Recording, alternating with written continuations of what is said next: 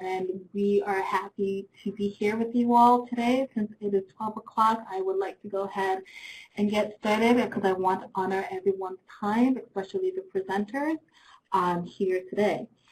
So just some housekeeping rules. So if you're not talking, please mute your microphone. And if you have any questions, so please add them to the chat box during the duration of the presentation. At the end is when the presenters will respond to your questions. If you have any tech issues, please also put them in the chat box, which is located on the lower right-hand side of your screen. And lastly, I will be moderating this. I'll be checking in and making sure that everything is going smoothly and dealing with the questions at the end. And I just want to say thank you so much for joining us today. And the DCALA, the Black Caucus of the American Library Association Professional Development and Recruitment Committee Webinar Technology Team presents Using Social Media in 2018, Best Practices and Ideas to Promoting Your Work and Voice. That is held today, Monday, October 8th at 12 p.m. Eastern Standard Time. And I will go ahead and let so this is Ray. Thank you, Twana. Thank you, everyone, for joining. And I want to extend my thanks to Nakenya for organizing this as well. And so I am here as an academic librarian. I've managed several social media platforms. I've worked at New York Public Library, and that's where I manage the general research social media platforms. I worked abroad, and I can tell you more about that later. Managed a lot of the platforms in China, in the university there. And also at Fresno State, where I last worked, managed the university's social media platform, and in some ways with the library. And so very excited to share this topic and very excited to collaborate with our other two speakers. So my background is mostly public academic, but I've done a lot of work with engagement and information literacy.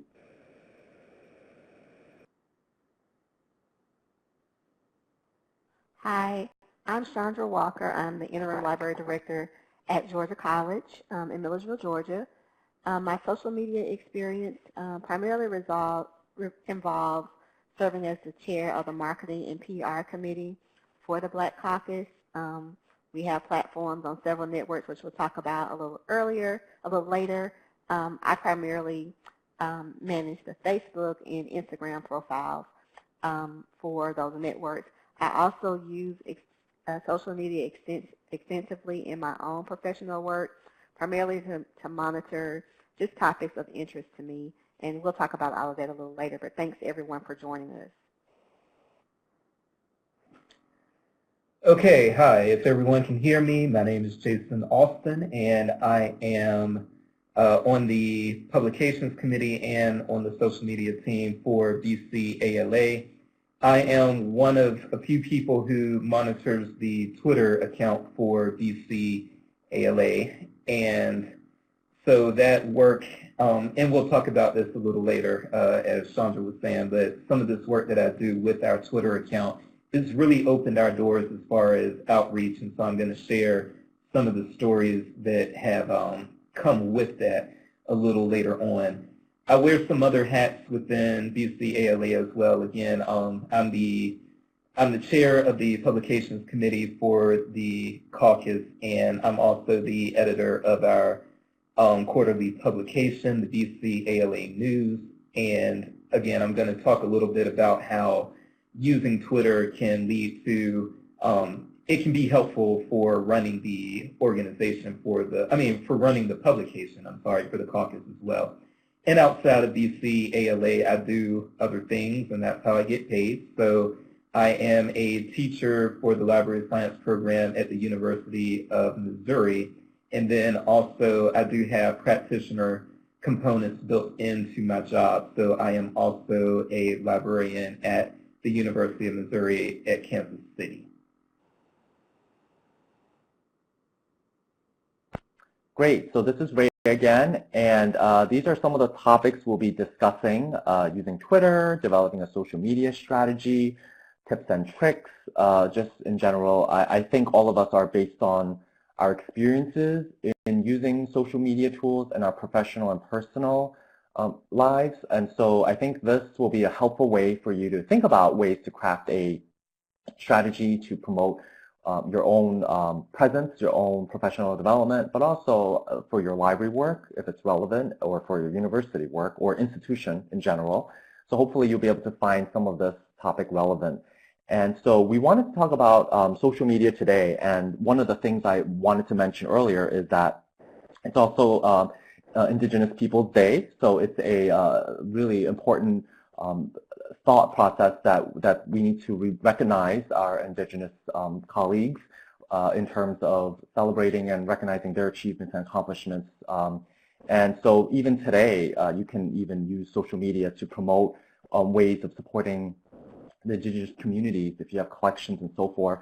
And so I say that because there's a lot of platforms you can do. Twitter was mentioned.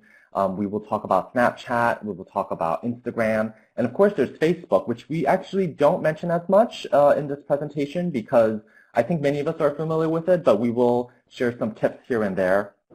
And I will talk about a lot of the other platforms that are really popular in Asia, particularly in China, that's free. And if you have a lot of Chinese students in your academic university or in your community, you can find ways to connect with them as well.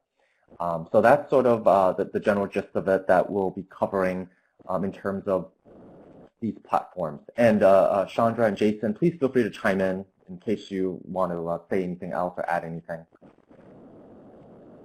So for the general spiel of social media, for those who are wondering where to start or what are the differences, this is a general slide here that I found that could really explain how social media works with the different platforms. So it's basically online presence, online content, but they each have different features and special areas. So for instance, Twitter is like you're looking at hashtag donut, which means you connect with other people with the word hashtag donut to see what are people doing. Facebook, it's like, hate, emoji donuts these days. There is Instagram, you want to take a picture of your donut. There is LinkedIn, my skills include donut eating. And then there is Pinterest, which I don't really hear much about lately, but maybe the others can chime in a bit. But there's also a recipe if you want to share, and there's Google Plus, which isn't as popular these days, but you know, in terms of a social media app, that's one way to use it.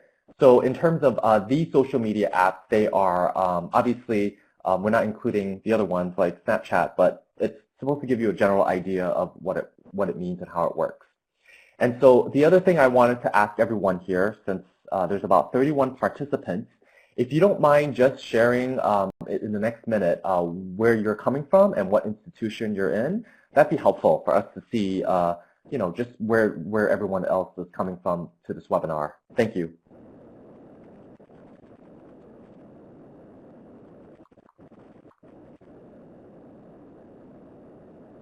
Wow, we got a lot of good responses. San Francisco, Oakland, Missouri, Maryland, UC Santa Barbara, Texas, DC. Wow, Dominguez Hills, Virginia, San Francisco, Syracuse. Very cool. Welcome. Thank you, Virginia. Oh, American Dental Association in Chicago. This is really exciting. Oh, welcome. Morgan State, Baltimore. We got Kentucky, Rhode Island. So we got a lot of folks from public and academic mix.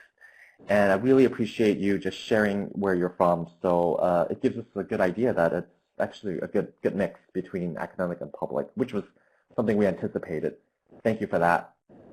So now we have another question for all of you, since you got a gist of the different types of social media tools, which is one that you use personally or professionally. And feel free to, you know, share another one that's not listed on the program, on the poll, I mean. Twitter and Instagram, okay. LinkedIn, ABC, okay. Twitter, Facebook, Instagram. So predominantly ABC. I don't see Snapchat. Oh, YouTube. Okay. Very good.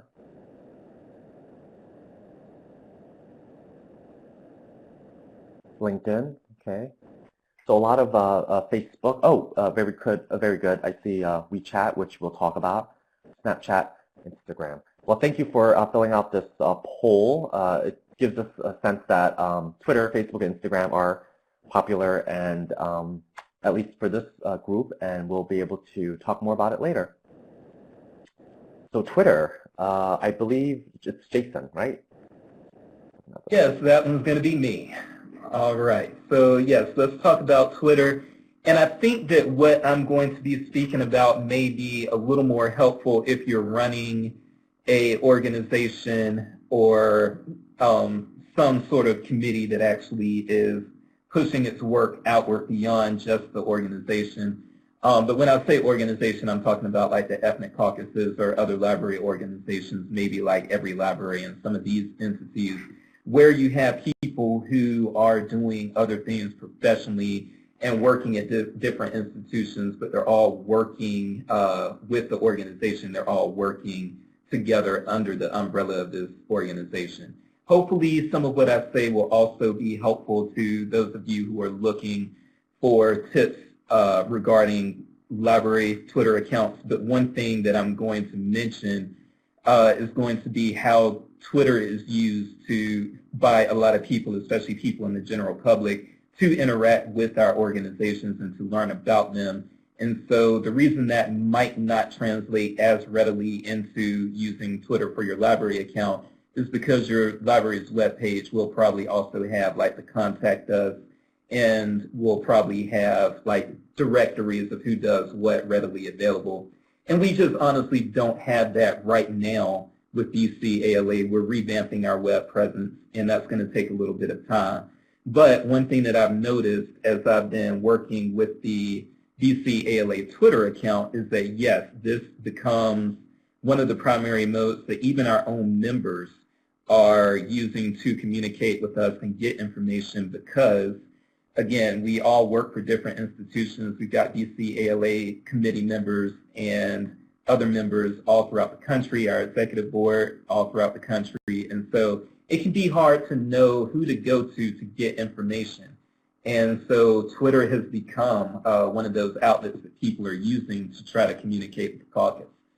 So let me talk about this. As you can see, we've got this slide that says Twitter, the good, the bad, and the ugly. And we've got some pros and we've got some cons listed.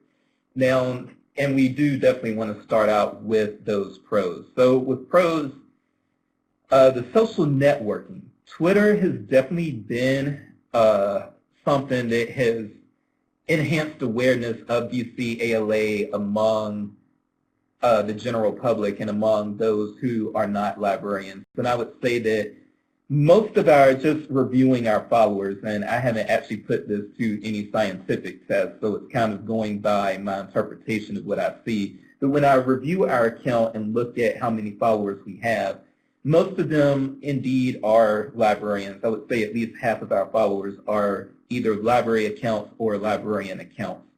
And those are people of all races. So you do have librarians who are white, black, Latinx, Asian, the whole 9 yards.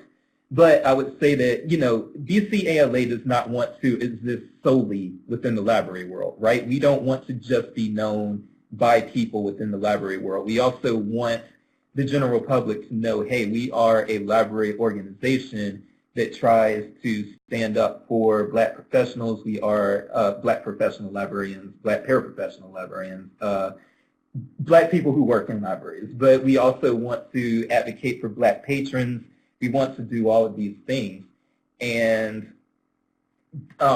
but black patrons, black library patrons, or black people who may be prone to using library resources if they knew more, they don't really have a way to automatically connect. But one thing that we can do with our DCALA Twitter account is that we can use a lot of these common hashtags, like Black Girls Rock is a common hashtag, and I didn't come up with that hashtag, by the way, because I have gotten in trouble for saying Black Girls Rock instead of Black Women Rock. But that was just the hashtag that was popular, was the Black Girls Rock hashtag. So that's what I used.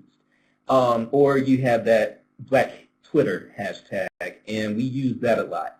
And this is the way that people outside of library world actually encounter DCALA. They will see they will see us tweeting, and then they will see Black Girls Rock as a hashtag or Black Twitter as a hashtag, and they'll interact with that. These are people who had no idea that DCALA exists, but then they come across our tweets through those hashtags. You can click on that hashtag and you can see who's been tweeting using it. And that's how we have gotten some of our non-library followers. And we do have now a substantial amount of just people in the general public who are Black people who are interested in Black issues, who want to see Black communities doing well, who want to educate Black children. And then they see that, hey, there's an advocacy group for Black library patrons, and they want to connect, and they have. So they followed us, and when we can, we follow them back.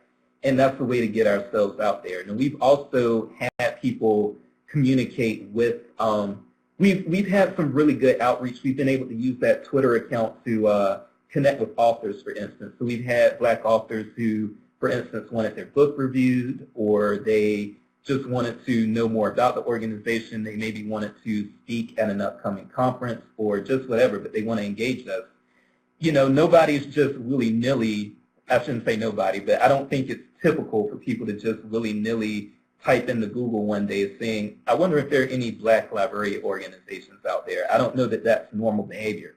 But people, again, it seems like it's normalized behavior now to follow hashtags on Twitter and to look for things on Twitter. And so people are finding us that way.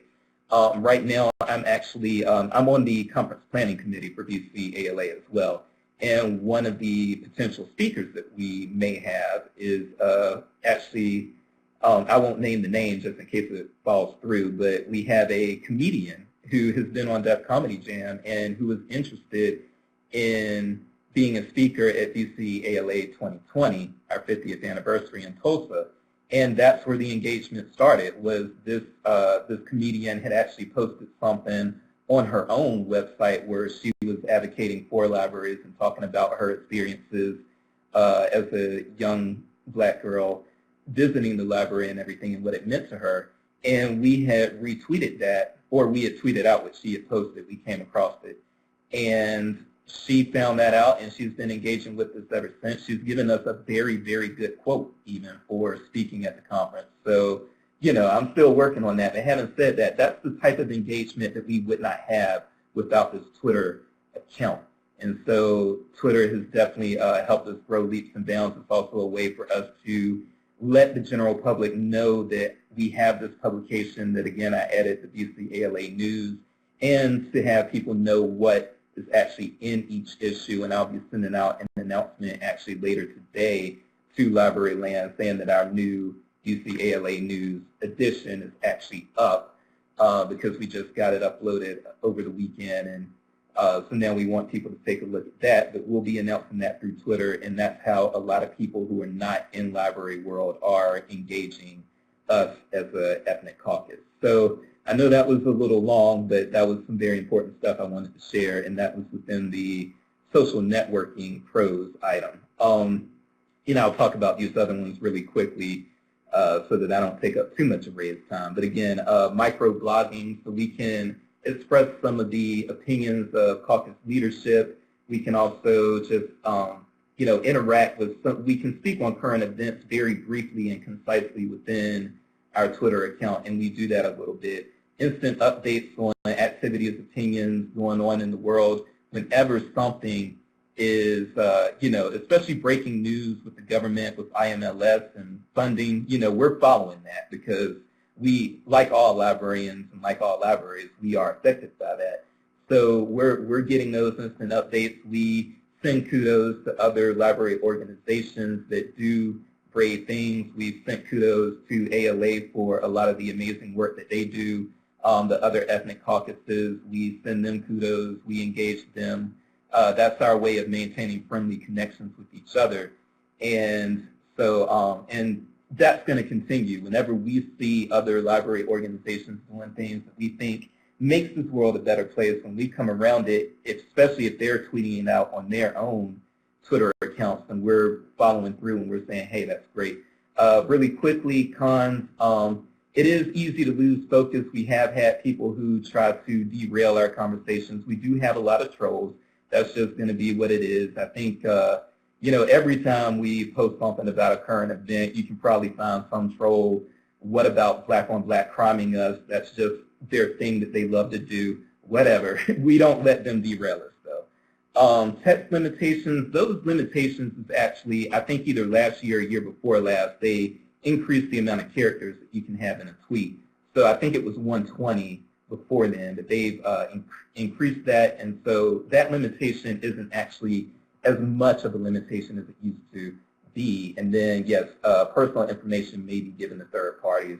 There's not a lot that we can do about that. But so and these are some of the different other hashtags that we will tweet under. So we have tweeted using the CritLib. We follow the African Archivist of Virginia Union University in Petersburg, Virginia, which is the HBCU. They use the African Archivist Twitter hashtag a lot, and that's the way we can engage them and retweet what they do, because they apparently have some great archivist activity going on there, and we just enjoy, you know, retweeting that and getting some of the stuff that they preserved out there to an even bigger audience. They have a big audience on their own, but every little bit helps, and we can kind of get that out there.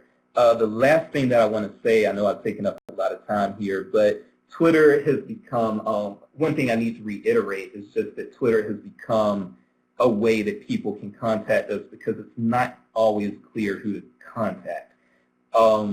You can go to DCALA.org and there is a contact us form, but you would be surprised at how many people they have questions about, hey, I'm a member, but I haven't been subscribed to the listserv. Who do I talk to? They don't go to the DCALA website all the time to get that answer. A lot of times they just tweet us. They're just like, you know, I get tweets pretty often. Hey, I paid my dues. Can you just make sure that I'm financial? Or, hey, I paid my dues, but I'm not on the listserv. Can you help with that? And we, you know, if I'm monitoring the account at that time, and then some of the other colleagues that I have who monitor the account, we know who the membership coordinator is for the caucus. So we get that concern right to that person. Or, hey, we do know who the treasurer is, if there's a payment that needs to be asked about, or that sort of thing.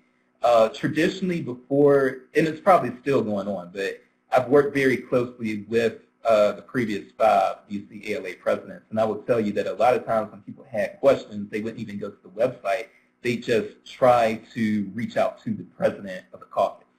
And so the president gets bombarded. The president is acting as an executive director to the caucus already, because we don't have one, and then they're also trying to implement their vision. But then when they're getting all of these emails from people with these questions, that overwhelms the president. I've seen how stressed some of our presidents in the past have been. But now the Twitter account is getting some of those questions. So that is allowing our president to focus on other things. And when we need to direct an inquiry right to the president, we can do that. But that is not always necessary. And so it is very good that we have this outlet for people to use. So I have spoken for 14 minutes, way longer than I was supposed to, and I am going to turn it around now. If there are any questions, I will be happy to answer those during the question and answer.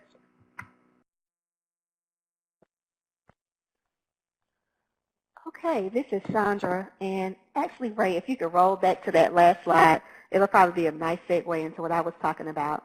I'll be talking specifically about using Instagram, but these are some great hashtags, which actually started on Twitter, as I'm sure most of you know, as a way to sort of organize conversations on that network. But they've carried on into the next slide topic, which is Instagram, which is what the focus of my conversation will be.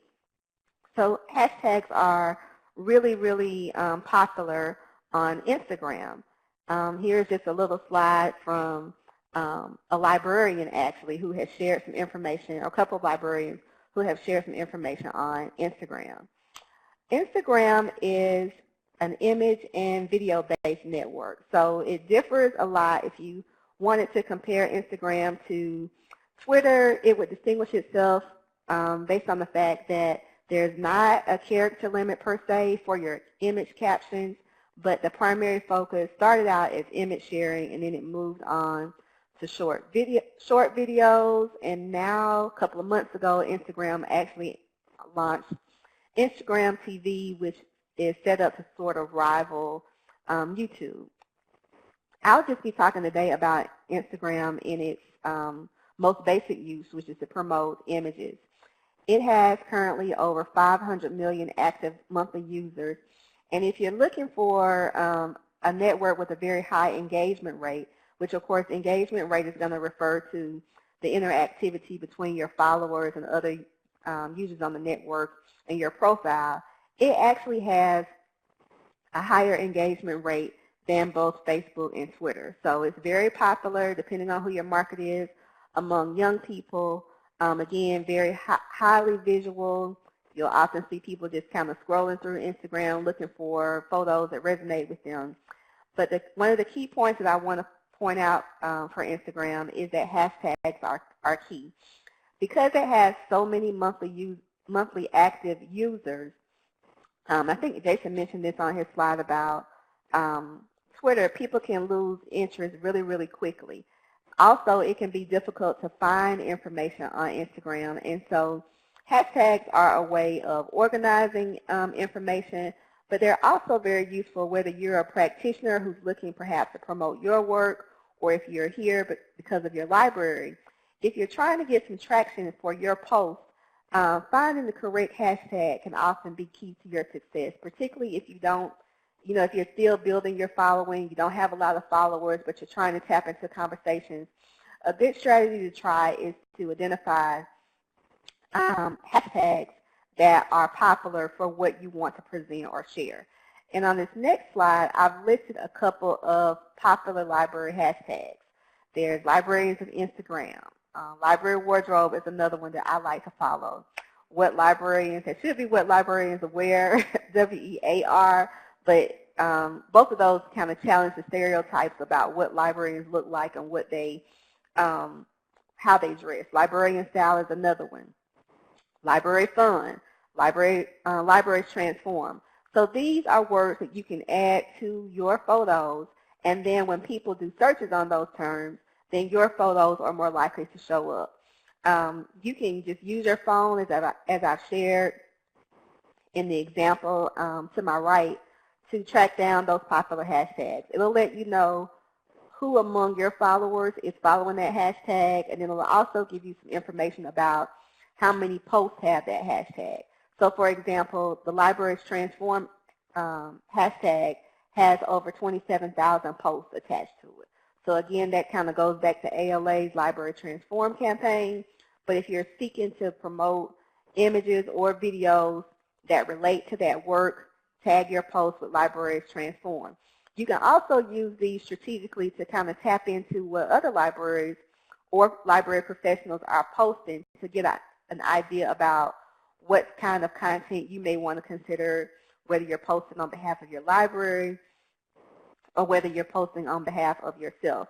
A couple of months ago, Instagram rolled out a new feature that will actually let you subscribe to hashtags. So if you wanted to do that very deliberately and not have to, regularly go to Instagram and search for the Libraries Transform, you can follow that hashtag. It's almost like following a person, and then those posts will occasionally show up in your feed. So again, it just keeps you engaged, whether you're seeking opportunities for yourself or whether or not you're seeking opportunities for your library. It can keep you engaged in topics that may be important to you. Finally, I wanted to encourage those of you who may be managing Instagram on behalf of your library to consider the possibility of switching over from an Instagram business personal profile to a business profile. Business profiles have been around for maybe a year or more, particularly for small businesses and small organizations. They started out, offering to big brands, but now they've expanded to the little guys. But if you switch over to an Instagram business profile, you're going to get a lot of features that you would be interested in for your library. And I've listed a couple of those here that I think are really important. One of those are the insights or statistics about your content and your audience. again, if you're just getting started and you're looking to see, what kind of content resonates, what kind of content does not resonate, you can get those insights from your business profile, and that is not available for the personal profiles, which are designed for more everyday consumer users. You can set up quick replies for common questions. So let's say if your hours, people want to know when the library is open, or they have a particular question this is asked repeatedly, and they're messaging you, and you want to be able to quickly respond. You can set up some quick replies and just use those to make sure that you're communicating uniformly and that everyone is getting the same message. Another feature that's really cool about the business profile is that it facilitates easy cross-posting to your library's Facebook page. So you can really post that content between networks. And also, if you have the messaging feature set up for your library's Facebook page, you get a unified inbox if you tie your Instagram to your Facebook page. So what that means is any comments, any questions, any messages that come in, they'll come in one inbox that you can manage on a computer versus a mobile device, and you can respond to those all in one place. As you may be aware, occasionally if you are using Instagram, you probably run across some ads. If that's something that your library is interested in, for example, if you're doing a program and you're trying to reach a particular market and your marketing budget supports that, you have to have an Instagram business profile in order to run the Instagram ads. Also, I use for the Black Caucus's social media, I use a social media management platform called Hootsuite. It allows you to manage multiple social media profiles in one place. Another similar product is Sprout Social, and there are a couple of other ones out there. If you want to schedule Instagram posts, and that is possible, you have to use a social management platform like one of these, but that's definitely doable. So if you, I know all of us working in libraries, time is critical, and you may not have an opportunity to follow up as quickly as you would like to, or to just be in the moment. If you use a platform like Hootsuite or Sprout Social, you can actually schedule your Instagram posts. So please consider that. Hootsuite has a couple of different price points. So there is a free version that will allow you to manage, I think, up to 3 profiles, or you can get a paid version with a couple of other ones. But it's great, and you can also set up some streams to search on some of those hashtags that I mentioned to you, and engage with other users. Engagement is a really big thing about for success as it relates to Instagram. I would say that would probably translate to any of these social networks, like whether you're doing it personally or professionally on behalf of your library. You don't want to just be pushing out content to people. Like, you want to be engaging in conversations with people. So you want to like other people's posts. You want to repost other people's posts. You want to occasionally comment on people's posts. And what that does is it builds relationships and it encourages people to engage with you. And as I mentioned, Instagram in particular is a pretty high engagement network. It's a great place to be, but I think you want to bring some of those best practices, like the hashtag, like being responsive. You want to bring those types of behaviors into your use of the network to help you be successful. The last feature that I'll mention about Instagram, the business profile, is that you get a contact button, so people don't have to hunt around on your profile to find how to contact you, and you get an ability to add a location. So again, popular library name, and I'm thinking of one in particular. There are 2 Woodruff libraries in Atlanta. There's one in Emory, and there's one at the Atlanta University Center. If you're trying to distinguish yourself and you don't want to send somebody to Emory, or you don't want to send anybody to Atlanta University Center, you can put that address in your business profile, and it will allow your users to very quickly find out where you are if they're physically trying to get to the library. So those are all some great tips for the Instagram business profile. They are free. If you've already had your library set up as a personal profile, if you just go into your settings, there's a really quick link there that you can use to transition to the business profile. But I think you will like it. We use it for the Black Caucus. We use it at my library. And again, I think it just gives you a lot of good information, particularly those insights, really knowing about what content is people are responding to, so we can post more of it, and what content they may not be responding to, so maybe we can dial that back a little bit.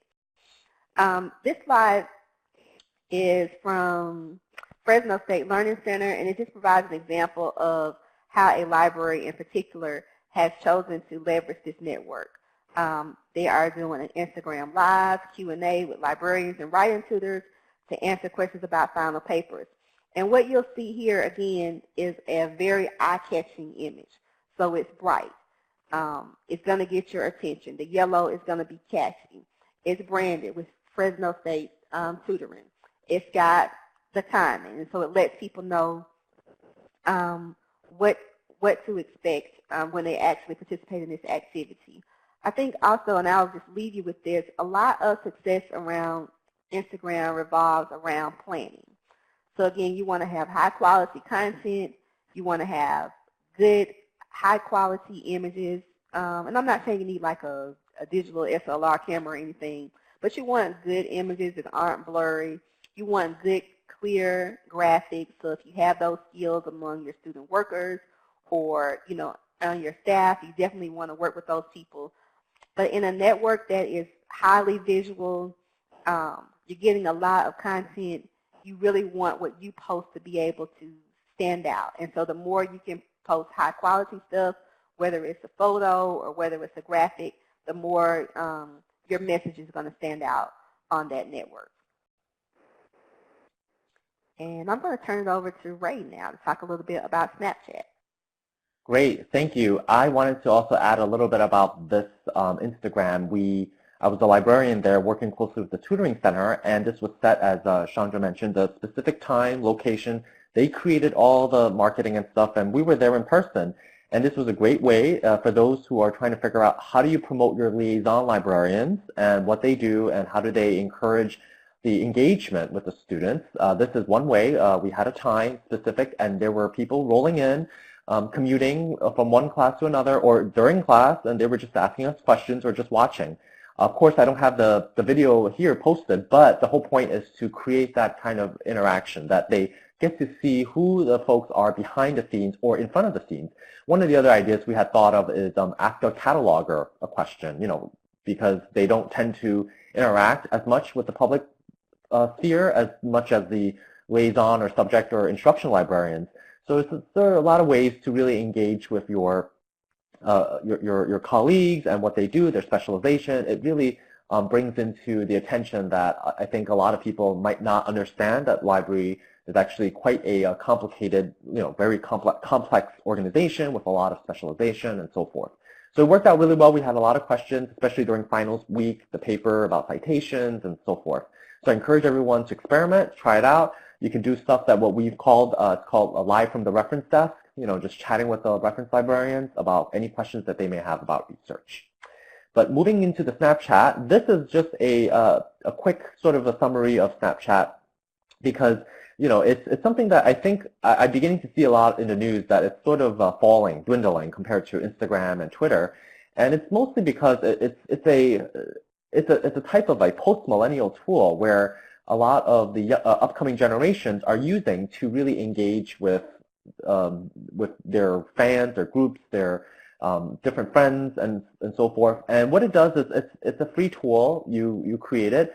You basically share videos or images, and they don't last forever, right? They last for like maybe a couple of hours, and now they have a feature where it lasts over a day.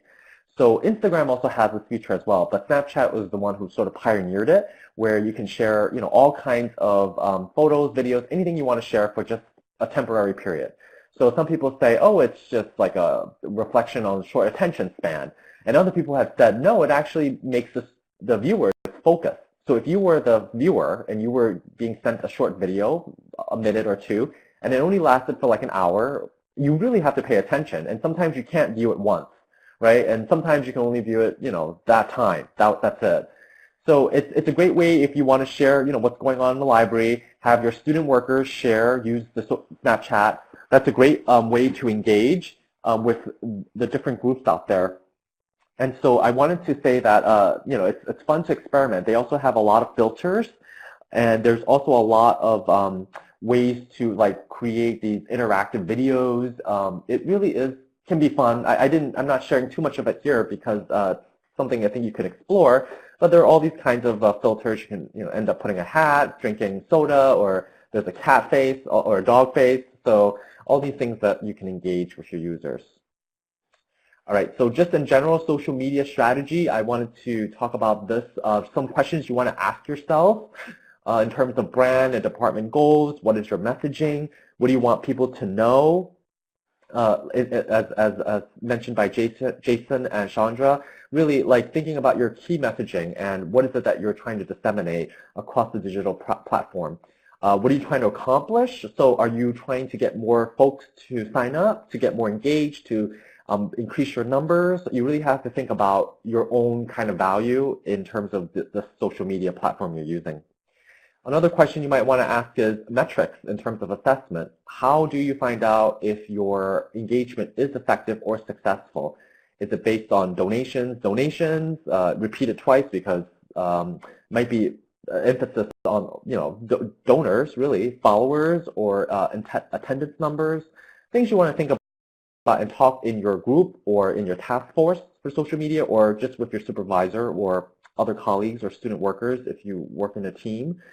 Who is your audience? This is something you really want to think about. If you're, you know, in a suburban area, are they going to be interested in the Snapchat that you're promoting? Because maybe in the suburbs they're more interested in Twitter or some other social media tool. So you might want to figure out that context, as well as students, community members, parents, alumni. What ways can you engage with these audiences? So of course, alumni, you might be thinking, okay, people who graduated in a different year than the students today, obviously, so they might be more inclined in using other social media platforms, like perhaps LinkedIn or Facebook or other ones like WeChat that we'll talk about and was mentioned in the chat box earlier, because it really matters who your community members are, right? Because it's a reflection on how you want to engage with them. Some other thoughts here I want to mention about the calendar. One way to start it up is to create a monthly calendar and to really set up you know, events, press releases, and in the next slide you'll see a sample. But the trending hashtags might be important and helpful, as mentioned by Chandra earlier. So for instance, today is known as, for many organizations, possibly as a Columbus Day, but also Indigenous Peoples Day. So you might want to think about those kinds of different hashtags and how they reflect and how you support them in your work. Scheduling Facebook and TweetDeck, we have mentioned. It's a great way to think about how do you plan ahead, as Chandra mentioned. And some of the events you're trying to do, you can also use some of the images back and forth and remix it. Add filters. You can do that on Instagram or on Twitter or even on Snapchat. So it changes the mood a little bit. And you can try and post them, you know, obviously the same image, but the filters are different. So it looks like they're different images. So it really helps you repurpose some of these content that you can use to engage new audience members. And if you can't schedule something on Instagram, you can choose a specific day with one great photo from your Facebook post and sort of cross-post it, which, as mentioned, there's a new feature to do that, which can be really helpful to get your message out there. So here's a social media calendar. You could see this is just an example, a really short one. Usually, you know, social media marketing people use this for their companies. But if there's something you want to think about, you can set it up on your own schedule, calendar, and build it from there. So other tools outside of the US. So we talk about a lot of Facebook, social media, and Snapchat, Instagram. There's also this really popular tool called WeChat.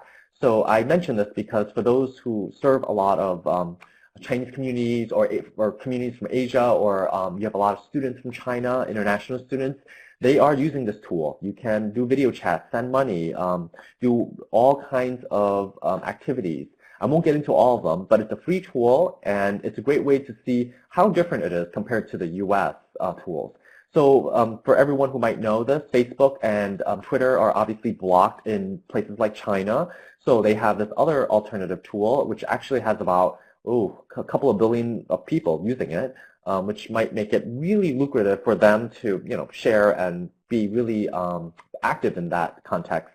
But it's something for you to think about and to explore. It's definitely really popular in China, and so, for instance, I have a lot of colleagues and friends who tell me they're planning a trip to China. What should they first do? I tell them to download this app because it's a great way to stay in touch and engage with different groups. And you can post things like Facebook and so forth, and it's a helpful tool to understand how different cultures utilize social media power differently. So here's another one, Kakao. It's very popular in Korea. It's very similar to the other app. It just really focuses on different kind of personas and group chat features. Not much different per se, but it's one that's out there.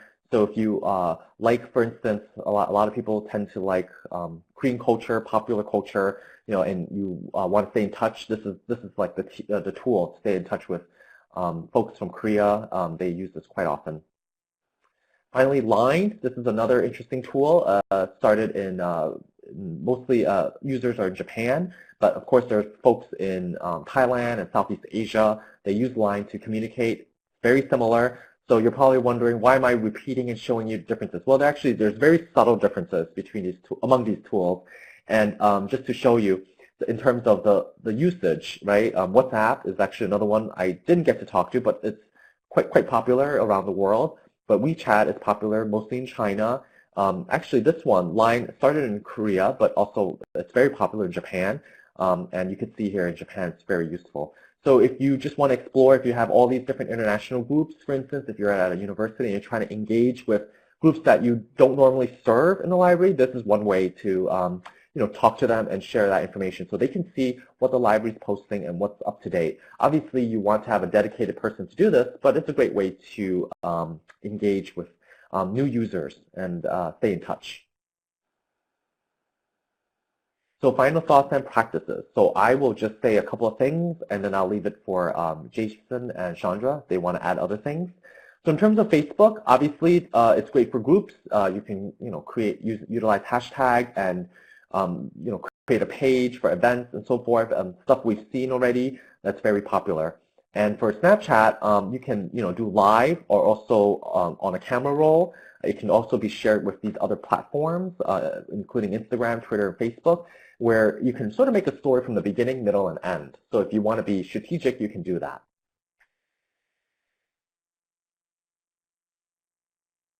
So I'll pass it to. Yeah, this is Jason speaking. I just had to unmute my mic. Yeah, there are some, now that we're talking about best practices and final thoughts, I do want to say a few other things about Twitter very quickly. For one thing, one thing that I would recommend those who are thinking about using Twitter to up the presence of their organization outside of Library World in particular. One thing that has been helpful for us is that we do have Google Alerts set up. So there's some certain buzzwords that we are following through Google Alerts, things like, one example, if we have African American and library appear within the same news item or blog item or update to a web page, we get dinged on that through Google Alerts. And that's something that we can examine and determine, hey, this may or may not be something that's worth tweeting about.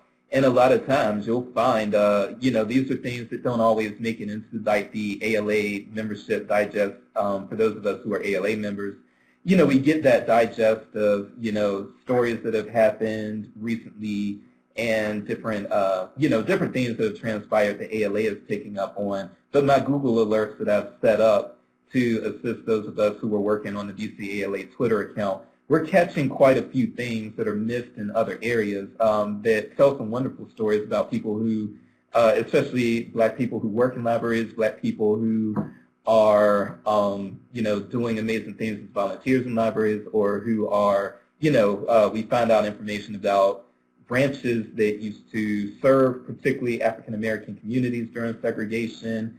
You'll have stuff written on that. So please use your Google Alerts to your advantage. You get some great things for Twitter through Google Alerts and that sort of thing. And then another quick point that I want to make before turning it over to Sandra is one of the benefits with Twitter is that people actually, I think, expect to be bombarded or spammed, at least to a little bit, not to a ridiculous extent, but you know, when you see a bunch of spamming in your Facebook feed or your Instagram feed, that can make you unfollow those accounts really quickly. Now, I haven't reviewed any data on this, so I apologize. This is anecdotal.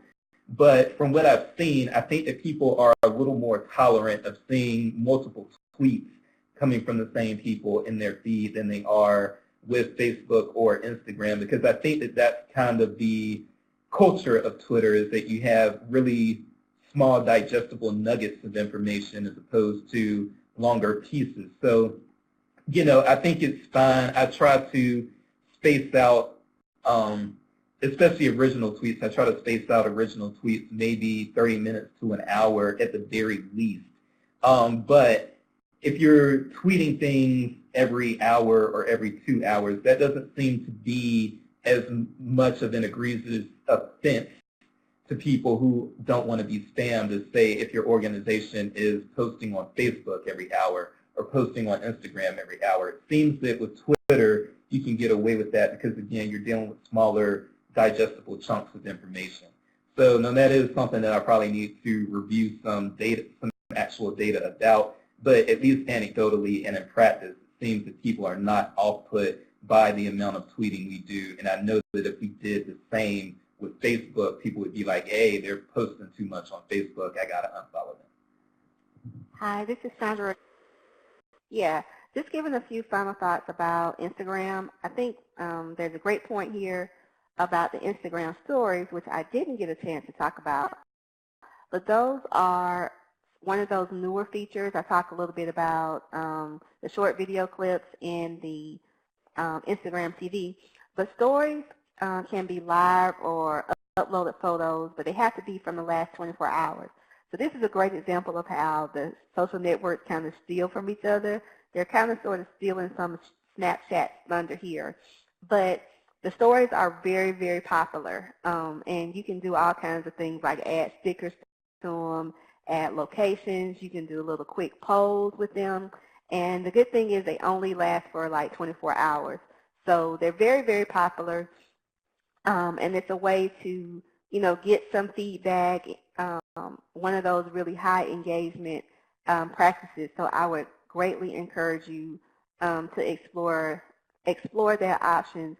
Pretty simple to get started with, and again, it's going to disappear in like 24 hours. So these are things that have maybe programming that you want to share with people, or events, or if you need quick follow-up, you may want to explore that Instagram story feature. But overall, I like Instagram a lot. It's one of my favorite social networks, and I think it has a lot of relevancy when well used for both librarians as well as libraries. Now, all right. Turn it over to right now. Oh, I think we have Q&A, right? Yeah. Yes. Right. Yeah. So Q&A time right now. I think there was some questions. Yeah. Yep, sorry. go ahead. So the first question came from April. What are your strategies for following others on these platforms? Do you follow students? Student groups, faculty? Yes, and I do want to speak on that really quickly. So one thing that I want to, first of all, applaud the library community for. So when it came to Twitter, we got up to following 5,000 accounts, and we could no longer follow any other accounts. So we were following 5,000 accounts, and that included a lot of librarians, a lot of libraries, as well as black authors, black politicians, this, that, and other. And so once we reached 5,000 followers, once we reached following 5,000 people, we only had about 2,000 followers at the time. And so Twitter stopped us from following anyone else. And one person on our social media team tweeted about this, tweeted that we had been blocked and could not follow any additional accounts until we had more followers. And there was a very amazing response. A lot of librarians started, they just started retweeting this and saying, hey, follow DCALA so that they can up the number of accounts that they follow. And within about 3 weeks' time, we went from about 2,500 followers to about 4,000 followers. And that was because of the library community pitching in, retweeting, following us, and asking other libraries and other librarians to follow us. So that was something that was pretty amazing. Now, what I would say is with Twitter, it's been our practice, at least so far, to not unfollow accounts. Especially when it comes to practitioners, there are little tools that you can use in order to track who unfollows you on Twitter. And I use that, especially for my personal account, I use that because people unfollow me. They'll follow me just to get a follow back, and then they'll unfollow. And I'm not trying to be your Stooge or your Toby or anything like that.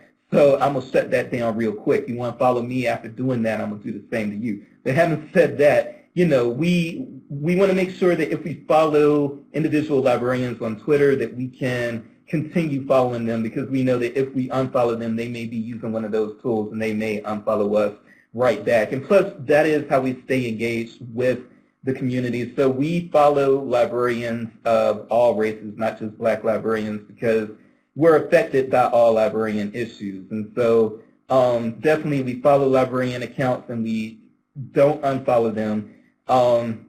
When we have people who are not in the library profession, but they seem very engaged with our account, and we have quite a few people like that, we do follow back in those instances as well to say, hey, we hear you, we appreciate what you're saying, we appreciate you engaging DCALA, so we're going to follow you as well, keep track of what you're, well, you know, I shouldn't say keep track of what you're doing, that sounds kind of creepy, but, you know, we want to know what you tweet about as well, because we want to know the concerns not just of librarians, but we want to know the concerns of library users or potential library users.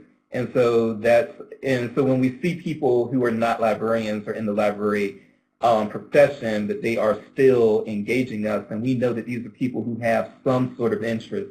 So there's a lot that we can learn from them. But definitely, I think that Twitter does this thing where they block you at 5,000 followers, at following 5,000 people if you don't have enough followers.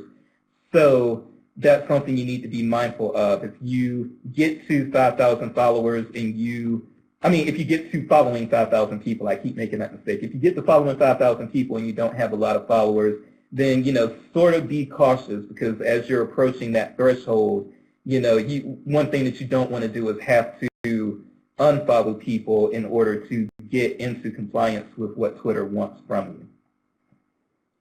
That's all I have to say about that. Okay, thank you, Jason. I realize that we have about 2 more minutes until 1 o'clock, and I want to just kind of be cognizant of the presenter's time. So if you all have the opportunity to maybe spend a few more minutes answering questions, that would be great. But if you can't, we just gratefully appreciate you all contributing here today. And I'm going to go to the next question that came from, I believe, Miguel. Do you recommend creating a separate account on Instagram or to use your personal? This is Sandra talking. I think it's really a personal preference. I think I may have mentioned earlier that I have accounts on Instagram and Twitter and, of course, my personal Facebook page. I don't have my profile on Instagram is private, and I just do that because I have a small group of friends and family that I like to share content with.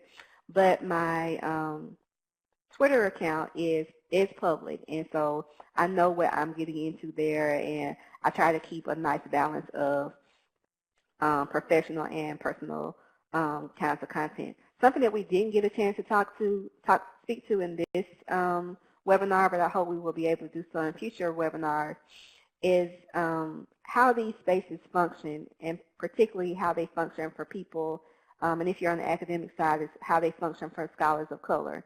I know there's been a lot of trolling, and some people have been attacked on university campuses via social media. So that's something that you have to be cognizant of, particularly if you are talking about issues of equity and diversity, such as the work that the caucus does.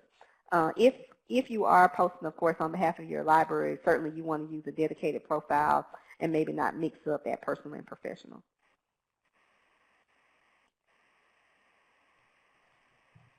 Thank you, Sandra. Anything anyone like to add? I was just going to say, this is Ray. I agree. It's a personal choice, however you want to do it.